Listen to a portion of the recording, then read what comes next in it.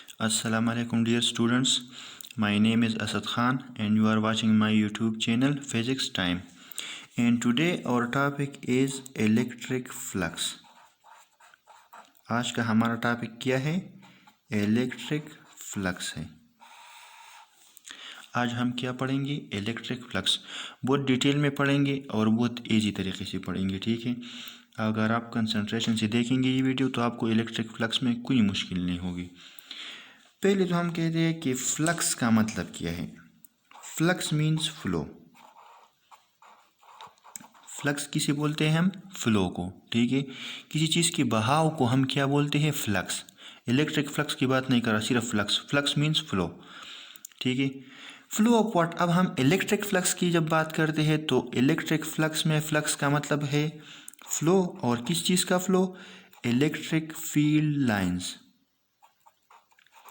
Electric field lines का flow. तो electric field lines के फ्लो को हम क्या बोलेंगे? इलेक्ट्रिक फ्लक्स बोलेंगे। लेकिन ये फ्लो कैसी होनी चाहिए, किस तरह होनी चाहिए और किस चीज़ से होनी चाहिए, वो अब आपको मैं समझा रहा हूँ, ठीक है। तो इलेक्ट्रिक फ्लक्स को हम पहले डिफाइन करते हैं। मैं आपको पहले इसका डिफिनीशन लिखता हूँ, ठीक है। ये तो आपको पता लग गया कि फ्लक्स का क्या मतलब है? Flow. Flow of what? Electric field lines के फ्लो को हम क्या बोलेंगे? Electric flux.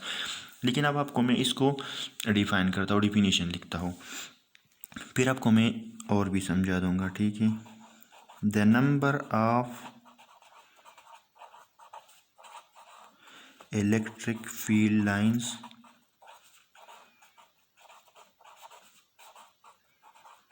पासिंग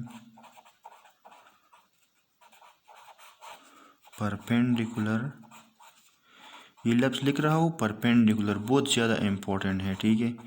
आपको पता होनी चाहिए कि मैंने एक लफ्ज़ लिखा था perpendicular. The number of electric field lines passing perpendicular to a plane surface.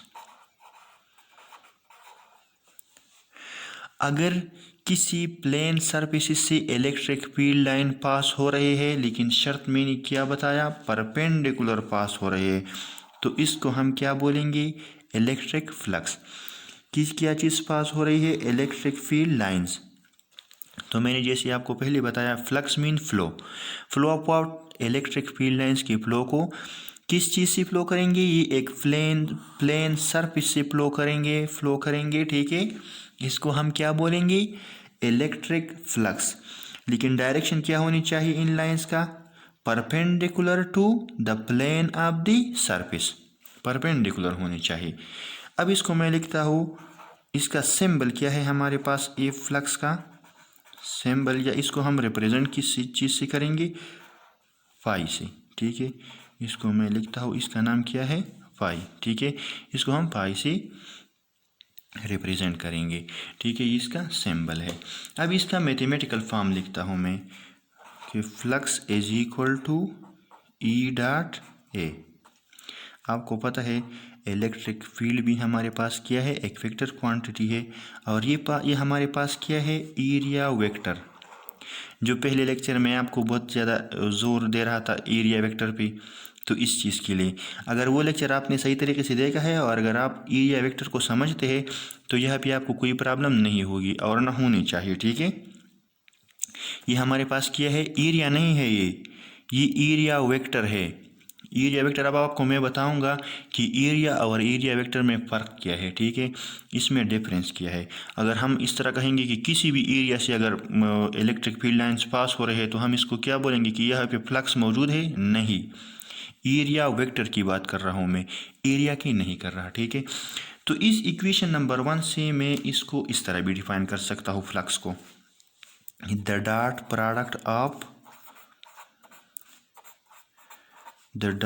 Product of electric field lines and area vector A. Electric field lines और ये एरिया वेक्टर ए के प्रोडक्ट को हम क्या बोलेंगे? Is called electric flux. ये symbol लिख दिया मैंने। The dot product of electric field lines and area vector A is called electric flux, dot product है।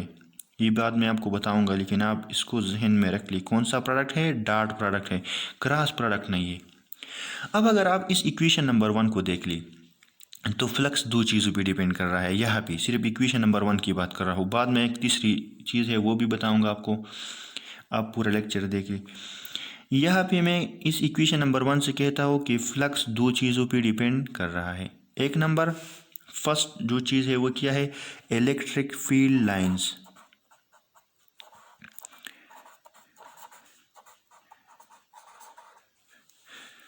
इलेक्ट्रिक फील्ड लाइंस का क्या मतलब है, अगर हमारे पास ये एक एरिया है, देख लो ये हमारे पास क्या है, एक एरिया है, और इससे क्या पास हो रहे हैं, इलेक्ट्रिक फील्ड लाइंस। ये हमारे पास एक, ये हमारे पास दो, और ये हमारे पास तीन। अब आपको पता होनी चाहिए कि फ्लक्स हम उन लाइन को बोलेंगे, वो लाइन जो एरिया से पास हो रहे हैं उसको हम सिर्फ फ्लक्स बोलेंगे। ये जो बाहर जा रहे हैं इसको हम फ्लक्स नहीं बोलेंगे, ठीक है।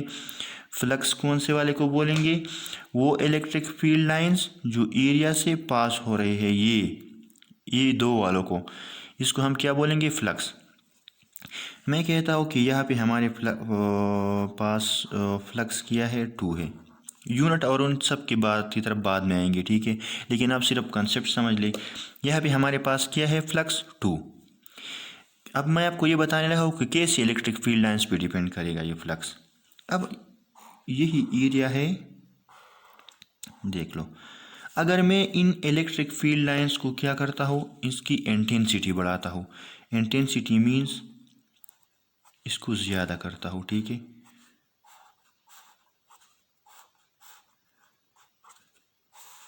अब यहाँ पे भी लाइंस है, यहाँ पे भी है, और यहाँ पे भी है। इन दो को हम फ्लक्स नहीं बोलेंगे क्योंकि ये एरिया से पास नहीं हो रहे, लेकिन मैंने इनकी इंटेंसिटी बढ़ा दी, यहाँ पे भी इलेक्ट्रिक फील्ड लाइंस डाल दिए, ठीक है। तो जब लाइंस की तादाद ज़्यादा हो जाएगी इलेक्ट्रिक फील्ड लाइंस की, तो मैं कहता हूँ कि फ्लक्स क्या होगी, ज़्यादा होगी, ठीक है। इन दो चीज़ों पे डिपेंड कर रहा है। पहला हमारे पास क्या है, इलेक्ट्रिक फील्ड लाइंस। अगर इलेक्ट्रिक फील्ड लाइन ज़्यादा एक एरिया से पास हो रहे हैं तो इसका मतलब है कि फ्लक्स क्या होगा, ज़्यादा होगा। अगर इलेक्ट्रिक फील्ड लाइंस एक एरिया से कम इलेक्ट्रिक फील्ड लाइंस पास हो रहे हैं तो फ्लक्स क्या होगा, कम होगा। अब यहाँ पे फ्लक्स क्या होगा, इन लाइंस को काउंट करें, 1 2 3 4 5, तो हमारे पास क्या होगा, 5, ठीक है। यूनिट नहीं लिख रहा, बाद में लिखूंगा कि इसका यूनिट क्या होगा, लेकिन सिंपली फ्लक्स किस चीज़ पे डिपेंड करता है, पहले इलेक्ट्रिक फील्ड लाइंस पे। अगर एक एरिया से 2 इलेक्ट्रिक फील्ड लाइंस पास हो रहे हैं तो फ्लक्स क्या होगा, 2। अगर उसी एरिया से 5 या 6 इलेक्ट्रिक फील्ड लाइंस पास हो रहे हैं तो फ्लक्स क्या होगा, 5 या 6 होगा। तो आपने देख लिया कि जितनी ज़्यादा लाइंस उतना ज़्यादा फ्लक्स। तो मैं यहाँ पे लिखता हूँ कि flux is directly proportional to electric field lines. वो हमारे पास इक्वेशन नंबर 1 है, ये हमारे पास क्या बनेगी, इक्वेशन नंबर 2। ये बस मैं आपको सिर्फ कंसेप्ट बता रहा हूँ।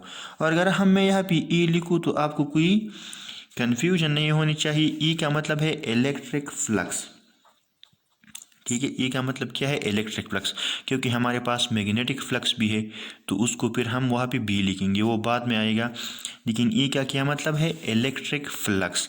इसी तरह अगर इस इक्वेशन को आप देख ली, इक्वेशन नंबर 1 को, इलेक्ट्रिक फील्ड लाइंस पे तो ठीक है डिपेंड करता है फ्लक्स, लेकिन दूसरी चीज़ क्या है, एरिया वेक्टर है। एरिया वेक्टर पे भी क्या करेगा, फ्लक्स डिपेंड करेगा। कैसे, आपको समझाता हूँ मैं। ये हमारे पास क्या है, एक एरिया है,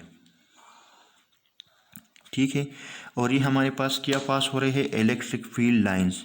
ये एक इलेक्ट्रिक फील्ड लाइन पास हो रही है, एक ये है 2, एक ये है 3, एक ये है 4, एक ये है 5, और एक ये है 6, ठीक है। तो आपको तो पता है कि यहाँ पे फ्लक्स क्या होगा, सिर्फ 3 होगा, क्योंकि क्योंकि क्यों क्योंकि इसलिए क्योंकि यहाँ पे सिर्फ 3 फील्ड लाइंस इस एरिया से पास हो रही है, तो यहाँ पे फ्लक्स कितना होगा, 3 होगा, ठीक है। 3 है, यूनिट नहीं बता रहा, फिर मैं आपको कह रहा हूँ, यूनिट बाद में लिखूंगा। अगर इस एरिया की जगह मैं ये वाला एरिया कंसिडर करता हूँ कि हमारे पास एरिया क्या है, ये है। अब आप देख ली, ये जो इलेक्ट्रिक फील्ड लाइंस ऐसे आ रहे हैं, ये भी पास होगा, ये वाला भी पास होगा, ये वाला भी पास होगा, ये वाला भी, ये वाला भी और ये वाला भी। अब आप देख ली कितनी लाइंस थी, 1 2 3 4 5 6। यहाँ पे हमारे पास फ्लक्स किया है 6। तो आप देख ली अगर एरिया हमारे पास कम है तो फ्लक्स क्या होगा, कम होगा। अगर एरिया बढ़ जाएगी तो हमारे पास फ्लक्स कितना होगा, ज़्यादा होगा। ठीक है, तो मैं कहता हूँ कि flux is directly proportional to, E का मतलब electric flux is directly proportional to the area vector, मतलब इसको भी डायरेक्टली प्रोपोर्शनल है। अगर एरिया हमारे पास ज़्यादा होगी तो फ्लक्स क्या होगा, ज़्यादा होगा। अगर एरिया हमारे पास कम होगी तो फ्लक्स क्या होगा, कम होगा। इसी तरह अगर इलेक्ट्रिक फील्ड लाइंस कम है तो फ्लक्स क्या होगी, कम होगी। ज़्यादा है तो ज़्यादा। इन दो चीज़ों पे क्या करते हैं, ये डिपेंड करता है इलेक्ट्रिक फील्ड लाइंस। लेकिन मैंने आपको बताया था, अब मैं आपको एक तीसरी चीज़ की तरफ लेके आता हूँ। कंसेप्ट है वो, फ्लक्स को तो हमने डिफाइन तो कर दिया है। ये हमारे पास इलेक्ट्रिक फ्लक्स किया है E.A, और इसको मैंने आपके लिए दो तरीक़ों से डिफाइन किया था कि the number of electric field lines passing perpendicular to a plane surface area या सरफेस ए। ठीक है, एक सरफेस से परपेंडिकुलर जब पास होंगी तो उसको हम क्या कहेंगे, इलेक्ट्रिक फ्लक्स। और इस तरह भी मैंने आपको डिफाइन किया कि the dot product of electric field lines and area vector is called electric flux. अब चूंकि ये डॉट प्रोडक्ट है, मतलब इन दोनों का जो रिजल्टेंट है वो क्या होगा, scalar. It means flux is scalar. इसकी तरफ बाद में आऊँगा। ठीक है, तो अब मैं इस तरह लिखता हूँ। इस डॉट को ख़त्म करने के लिए आपको तो बहुत इजी कंसेप्ट है, आपको पता होगा। इसकी जगह हम क्या लिखेंगे, E.A cos थीटा। ये हमारे पास इक्वेशन नंबर 4 बन जाएगी। ठीक है, 2 3 तो ऑलरेडी मैंने लिखी है। डॉट को ख़त्म करने के लिए हम कौन सा ट्रिग्नोमेट्रिक रेशो यूज़ करते हैं, कास थीटा। तो ये हमारे पास क्या है, E.A कास थीटा।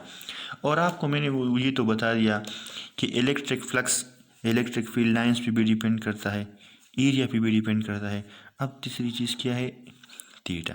थीटा पे भी डिपेंड करेगा ये। ठीक है, किस तरह डिपेंड करेगा, अब मैं आपको समझाता हूँ। इस तरह डिपेंड करेगा, हमारे पास एक एरिया है, ये हमारे पास क्या है, एक एरिया है। इस तरह पड़ी हुई है कि इससे इलेक्ट्रिक फील्ड लाइंस इस तरह, एक इसलिए लेता हूँ कि आपको सिर्फ समझा सकूँ, 10 20 कितनी भी हो सकती है। ठीक है, इससे एक इलेक्ट्रिक फील्ड लाइन क्या हो रही है, पास हो रही है। ठीक है, अब इसके दो कंपोनेंट्स होते हैं, होंगी, होती भी है और होंगी भी। एक ये कंपोनेंट है इसका, ये हमारे पास है इलेक्ट्रिक फील्ड लाइंस का E साइन थीटा, और क्योंकि ये वाई कंपोनेंट है। और ये एक्स कंपोनेंट जो है इलेक्ट्रिक फील्ड लाइंस का, ये हमारे पास है E cos थीटा। अब आपको ये पता होनी चाहिए कि कौन से कंपोनेंट की वजह से फ्लक्स होगा, इस इलेक्ट्रिक फील्ड की कौन से कंपोनेंट्स की वजह से फ्लक्स होगा। चलते हैं वापस डिफिनीशन की तरफ। डिफिनीशन में मैंने कहा था कि electric field lines passing perpendicular to a surface to a plane surface is called electric flux. कौन से कंपोनेंट से इलेक्ट्रिक फ्लक्स होगा, परपेंडिकुलर से।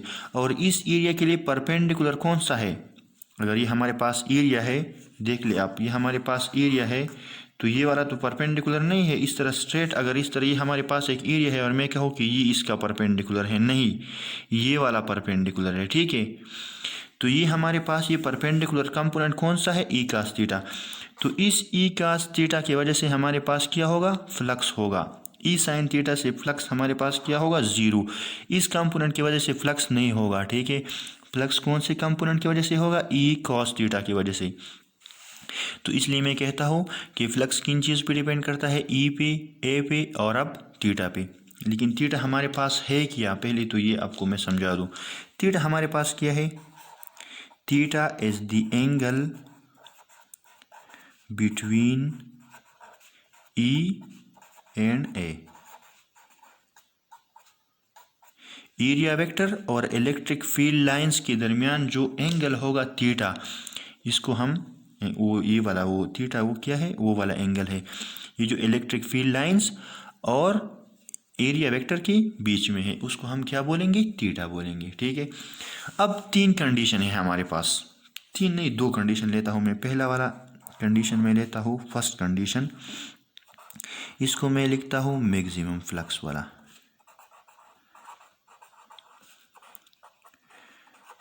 कि हमारे पास फ्लक्स मैक्सिमम कब होगा। ठीक है, फ्लक्स मैक्सिमम तब होगा अगर हमारे पास ये एक एरिया है,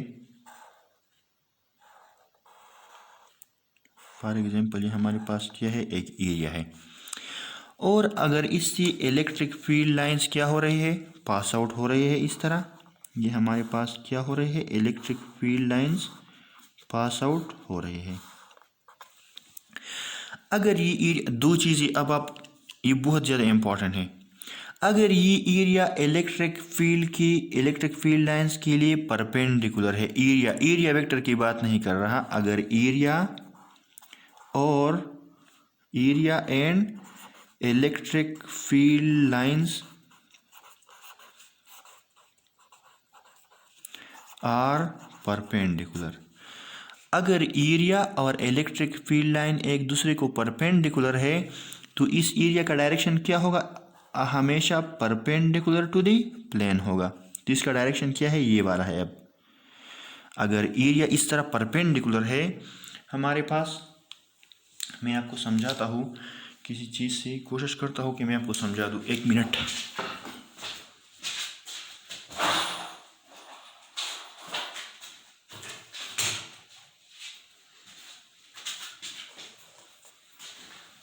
देख लो आप, ये हमारे पास क्या है, एक एरिया है। ठीक है, अगर ये एरिया हमारे पास इसी तरह इलेक्ट्रिक फील्ड लाइंस के रास्ते में है और क्या है, परपेंडिकुलर है। परपेंडिकुलर मतलब ये इलेक्ट्रिक फील्ड लाइन इस तरह आते हैं, तो इस एरिया का डायरेक्शन ये तो या तो हम इनवर्ड लेंगे इस डायरेक्शन में, ठीक है, और या आउटवर्ड लेंगे। ठीक है, देख लो आप, इस तरह इसके डायरेक्शन को हम ले लेते हैं। ठीक है, तो इसलिए मैं कहता हूँ कि इस एरिया का डायरेक्शन क्या है, इस तरफ है, और इलेक्ट्रिक फील्ड लाइंस किस तरह आ रही है, इस साइड से आ रहे हैं।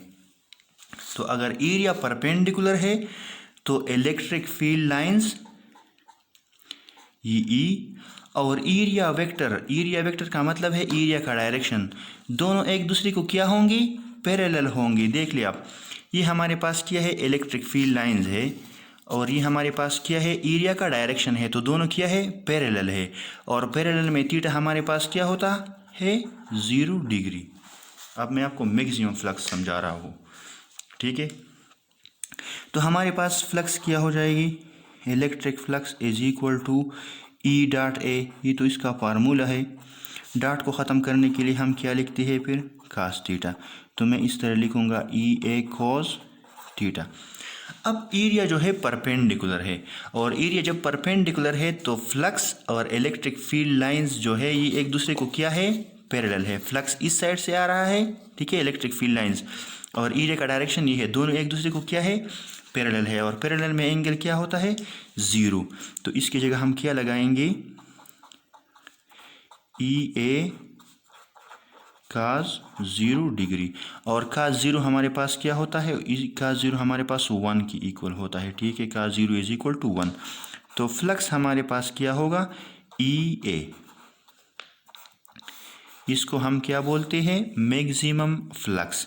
मैक्सिमम कब होगा, जब ये एरिया इलेक्ट्रिक फील्ड लाइंस की रास्ते में क्या होगा, perpendicular, area perpendicular to electric field lines, तो एरिया का डायरेक्शन और इलेक्ट्रिक फील्ड लाइन एक दूसरे को क्या होंगे, पैरेलल। ये एरिया का डायरेक्शन है और इस साइड से इलेक्ट्रिक फील्ड लाइंस आ रही है। ठीक है, तो ये दोनों एक दूसरे को क्या होंगे, इलेक्ट्रिक फील्ड लाइन इस डायरेक्शन से आ रही है और एरिया का डायरेक्शन इस तरफ है, तो दोनों क्या है, एक दूसरे को पैरेलल है।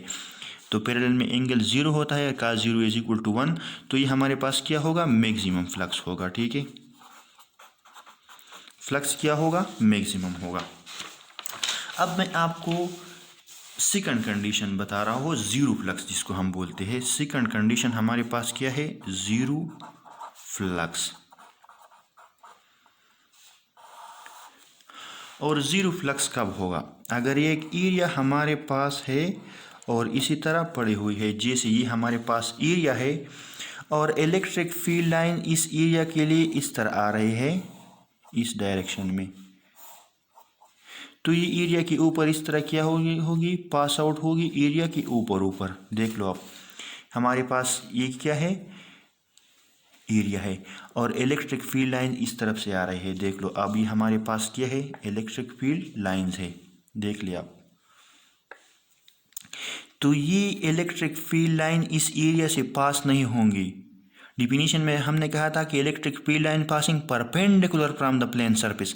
अब ये हमारे पास एरिया क्या है, पैरेलल है इलेक्ट्रिक फील्ड लाइंस की तरफ, इस तरह ये इसके ऊपर गुजर जाएगी, ठीक है, इससे पास नहीं होंगी। लेकिन मैथमेटिकली क्या होगा, मैथमेटिकली इस तरह है कि ये इलेक्ट्रिक फील्ड लाइन इस तरफ से आ रही है, देख लो आप, और ये एरिया जो हमारे पास इस तरफ प्लेन है, इसको परपेंडिकुलर किस तरह होगा, इस तरफ आउटवर्ड। अगर हम इनवर्ड वाला लेंगे तो वो इस तरफ होगा, लेकिन दोनों साइड्स के लिए इनवर्ड लेते हैं या आउटवर्ड। इलेक्ट्रिक फील्ड लाइंस और एरिया का डायरेक्शन एक दूसरे को क्या है, परपेंडिकुलर। ये समझना बहुत ज़रूरी है। अगर एरिया इलेक्ट्रिक फील्ड लाइंस को पैरेलल है तो एरिया का डायरेक्शन इलेक्ट्रिक फील्ड लाइंस के लिए क्या होगा, परपेंडिकुलर। और यहाँ पे जो हम ये ई डॉट ए लेते हैं, ये एरिया नहीं है, ये एरिया वेक्टर है। एरिया वेक्टर मीन्स एरिया का डायरेक्शन है। अब ये अगर इस तरह एक एरिया पड़ी हुई है तो एरिया का डायरेक्शन इस तरह है, तो इलेक्ट्रिक फील्ड लाइंस और एरिया के बीच में ये जो एंगल है ये कितना आएगा, 90 डिग्री। थीटा क्या होगा, 90 डिग्री। तो फ्लक्स को हम इस तरह लिखते हैं कि electric flux is equal to E dot A. Dot को ख़त्म करने के लिए मैं क्या लगाऊंगा, cos थीटा। तो ये हमारे पास होगा ई ए cos थीटा, और थीटा हमारे पास क्या है, 90 डिग्री है। तो मैं यहाँ पे क्या पुट करता हूँ, 90 degree. E A is equal to E A cos 90 degree, और cos 90 इज इक्वल टू 0। तो ये हमारे पास बन जाएगी equation E A into 0। तो सारी की सारी फ्लक्स क्या हो जाएगी, 0 हो जाएगी। इसका मतलब है अगर इलेक्ट्रिक फील्ड लाइन एक ऐसी एरिया से पास हो रहे हैं जो एरिया का जो डायरेक्शन है वो इलेक्ट्रिक फील्ड लाइंस के लिए क्या है, परपेंडिकुलर है। मतलब इलेक्ट्रिक फील्ड लाइन इस डायरेक्शन में जा रही है और एरिया का डायरेक्शन इस तरफ है, तो इससे फ्लक्स क्या होगा, 0 होगा। इट मीन इससे फ्लक्स नहीं होगा। ठीक है, बहुत ईजी है, लेकिन समझने के लिए थोड़ा टाइम और थोड़ा कंसंट्रेशन चाहिए इसके लिए। ठीक है, तो अब हमने दो कंडीशन पढ़ ली, एक मैक्सिमम फ्लक्स के लिए और एक ज़ीरो फ्लक्स या मिनिमम फ्लक्स के लिए। ठीक है, ये हमारे पास क्या थी, दो कंडीशन थी। अब हम आते हैं वापस अपनी इक्वेशन की तरफ कि हमारे पास इक्वेशन इलेक्ट्रिक फ्लक्स का क्या था, बस लास्ट समझा रहा हूँ, अब ख़त्म है। ई डॉट ए, इस इक्वेशन नंबर ए को देख ली। ठीक है, अब मैं आ रहा हूँ इसकी जो क्या है, इसका जो नेचर है, नेचर मतलब इलेक्ट्रिक फ्लक्स हमारे पास क्या है, और इसकी यूनिट मैं आपको बताऊंगा कि इसका यूनिट क्या होगा। अगर आप देख लीजिए, मैंने लिखा है डाट। पहले जब मैंने लेक्चर स्टार्ट किया था तो मैंने आपको बताया था कि इस डाट को जहन में रख ले, बाद में बताऊँगा लास्ट में। डाट हम तब लिखते हैं जब हम दो वेक्टर को मल्टीप्लाई करते हैं। देख ली, जब हम दो वेक्टर को मल्टीप्लाई करते हैं और उसका जो रिजल्टेंट आता है वो हमारे पास क्या हो, स्केलर हो। जब रिजल्टेंट स्केलर हो तो इसको हम क्या बोलते हैं, डॉट प्रोडक्ट या स्केलर प्रोडक्ट। ठीक है, और स्केलर प्रोडक्ट, क्योंकि हम दो वेक्टर को मल्टीप्लाई करते हैं लेकिन उससे जो क्वांटिटी आती है वो क्या होती है, स्केलर होती है। ठीक है, और स्केलर का मतलब क्या है, सिर्फ उसको मैग्नीट्यूड की ज़रूरत होती है, डायरेक्शन की नहीं। तो मैं अगर कोई मुझसे कहे कि एक इलेक्ट्रिक फील्ड लाइन एक एरिया से पास हो रही है और फॉर एग्जांपल उसका मैग्नीट्यूड आता है 6, अभी यूनिट भी लिखता हूँ, लेकिन इसका डायरेक्शन किस तरफ होगा, मतलब एक्स डायरेक्शन में होगा, वाई में होगा, जेड में होगा, तो मैं कहूँगा कि नो डायरेक्शन, क्योंकि फ्लक्स हमारे पास क्या है, एक स्केलर क्वांटिटी है। अब देख लीजिए इसके बीच में डॉट है तो फ्लक्स का कोई डायरेक्शन नहीं होता। मेरा पॉइंट सिर्फ ये है, फ्लक्स क्योंकि हमारे पास स्केलर क्वांटिटी है तो इसका सिर्फ क्या होगा, मैग्नीट्यूड होगा, डायरेक्शन इसका नहीं होगा। अब हम आते हैं इसकी यूनिट की तरफ कि फ्लक्स का यूनिट क्या है। ठीक है, इसका नेचर क्या है, ये स्केलर क्वांटिटी है, ठीक है, स्केलर क्वांटिटी है। अब मैं आता हूँ इसकी यूनिट की तरफ, तो इसका यूनिट क्या होगा। अब आप देख ली कि flux is equal to electric flux is equal to E dot A, और पिछले लेक्चर में आपको मैं ई के बारे में बता चुका हूँ, ठीक है। ई इलेक्ट्रिक फील्ड इंटेंसिटी हमारे पास क्या होती है, फोर्स पर यूनिट चार्ज, ठीक है, फोर्स पर यूनिट चार्ज। अब मैं यहाँ से ई की यूनिट लिखता हूँ और इस यहाँ पे पुट करता हूँ। तो फोर्स का यूनिट है न्यूटन और चार्ज का क्या यूनिट है, कूलम। तो ई का जो यूनिट आ गया हमारे पास वो क्या है, न्यूटन पर कूलम। तो फ्लक्स में मैं लगाता हूँ ई की जगह न्यूटन पर कूलम। और एरिया का तो आपको पता होगा, एरिया का यूनिट क्या है, मीटर स्क्वायर, क्योंकि ये दो साइड्स के मल्टीप्लिकेशन के बराबर होता है। तो फ्लक्स का जो यूनिट है वो मैं इस तरह लिखता हूँ कि न्यूटन मीटर स्क्वायर पर कूलम। अगर इस कूलम को मैं ऊपर लेके जाऊँ तो ये हमारे पास बन जाएगी unit newton metre square coulomb -1, क्योंकि ये जब ऊपर जाएगी तो ये सी क्या होगा, -1 होगा। तो ये इसका क्या है, यूनिट है। तो जब मैंने उस जगह पे आपको बताया था कि ये हमारे पास एक एरिया है और अगर इससे 3 या 2 फील्ड लाइंस पास हो रहे हैं तो मैंने कहा था कि फ्लक्स कितना होगा, 2 होगा। लेकिन हम सिर्फ 2 नहीं लिखेंगे, इसके पास क्या लिखेंगे, यूनिट भी लिखेंगे, newton metre square coulomb inverse. कितना फ्लक्स होगा, इतना फ्लक्स होगा, ठीक है। अब ये तो हमने प्लेन सरफेसेस के लिए पढ़ा कि प्लेन सरफेसेस फ्लक्स कितना होगा, डायरेक्शन क्या होगी। अब ये हमारे पास 2D सरफेसेस या ओपन सरफेसेस थे। क्लोज सरफेसेस के लिए या 3D सरफेसेस के लिए हम नेक्स्ट लेक्चर में पढ़ेंगे कि उनसे फ्लक्स क्या होगा, कैसे होगा, डायरेक्शन हम क्या लेंगे, और ये सब चीज़ें हम किस लेक्चर में पढ़ेंगे। ये जो आने वाला लेक्चर है हमारा electric flux through close services, उसमें पढ़ेंगे। अगर कोई क्वेश्चन है आपका तो नीचे कमेंट बॉक्स में आप लिख सकते हैं। Thank you for watching my YouTube channel.